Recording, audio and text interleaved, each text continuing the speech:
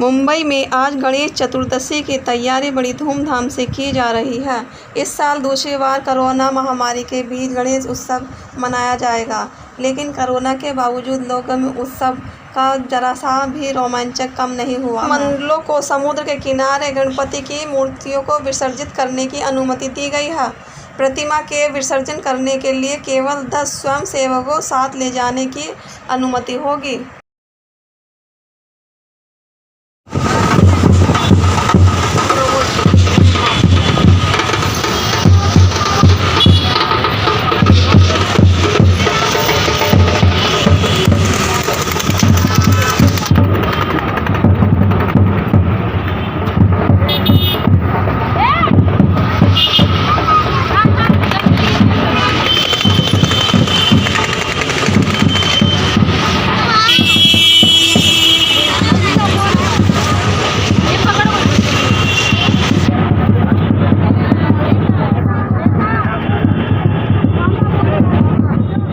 ईश्वरचंद्र शास्त्री ने कहा है कि चतुर्दशी तिथि के दिन यदि गलती से आप चंद्र दर्शन कर लेते हैं तो श्री भागवत जी में वर्णित भगवान कृष्ण व स्वयंतक मणि की कथा ब्राह्मण के मुख से सुनना चाहिए। इस कथा श्रवण से चंद्र दर्शन का दोष समाप्त हो जाता है। गणेश उत्सव शुक्रवार से शुरू हो रहा है। भाद्रपद शुक्ल पक्ष की चतुर्दशी तिथि से 10 दिवसीय गणेश उत्सव की शुरुआत होगी। यह उत्सव 10 से 19 दिसंबर तक मनाया जाएगा।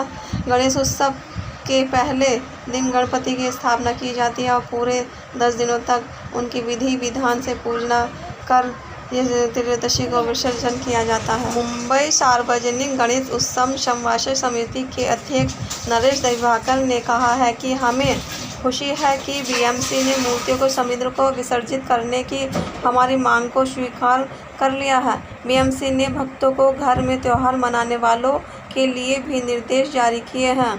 10 सितंबर को त्यौहार शुरू होने के बाद मंडलों को नगर निकाय द्वारा जारी सख्त एसओपी का पालन करना होगा। इस वर्ष अनुमति लेने वाले मंडलों की संख्या पिछले वर्ष की तुलना में अधिक है। यह अभी भी पिछले कोरोना वर्षों की तुलना में काफ़ी कम है। गणेश उत्सव के लिए अपने नए दिशा निर्देशों में बीएमसी ने ऑफलाइन दर्शन विसर्जन जुलूसों को प्रतिबंधित कर दिया गया है। इससे उन्होंने विज्ञापन देकर बड़ी राहत दी है और पिछले साल ऐसा नहीं था। बाज़ारों में भीड़ है, खरीदार जमकर सामान खरीद रहे हैं। पंडाल आयोजक अपनी अपनी झांकियों को अंतिम रूप दे रहे हैं।